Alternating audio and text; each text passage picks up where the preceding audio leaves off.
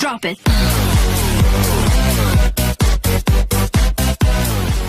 Assalamualaikum warahmatullahi wabarakatuh. Solih-solihah, pada video kali ini kita akan belajar tentang sumber daya alam. Sumber daya alam adalah segala sesuatu yang berasal dari alam yang dapat digunakan untuk memenuhi kebutuhan hidup manusia. Adapun manfaat dari sumber daya alam adalah untuk memenuhi kebutuhan sandang, pangan, dan papan. Selanjutnya, sumber daya alam dibagi menjadi dua, yaitu sumber daya alam yang dapat diperbaharui dan sumber daya alam yang tidak dapat diperbaharui. Sumber daya alam yang dapat diperbaharui adalah sumber daya alam yang tidak dapat habis atau punah. Sedangkan sumber daya alam yang tidak dapat diperbaharui adalah sumber daya alam yang dapat habis jika digunakan secara terus-menerus. Nah, berikut adalah contoh sumber daya alam yang dapat diperbaharui.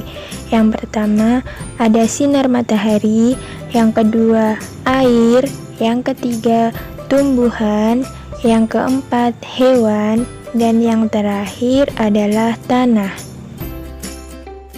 Selanjutnya adalah contoh sumber daya alam yang tidak dapat diperbaharui.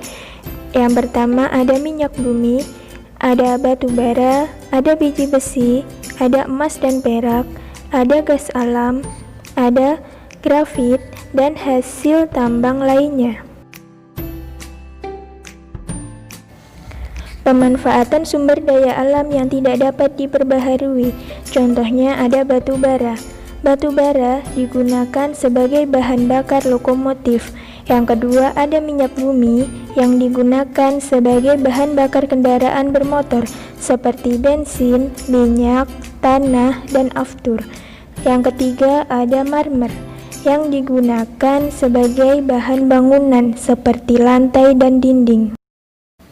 Perlu kita ketahui bahwa sumber daya alam di Indonesia tersebar di seluruh wilayah Indonesia.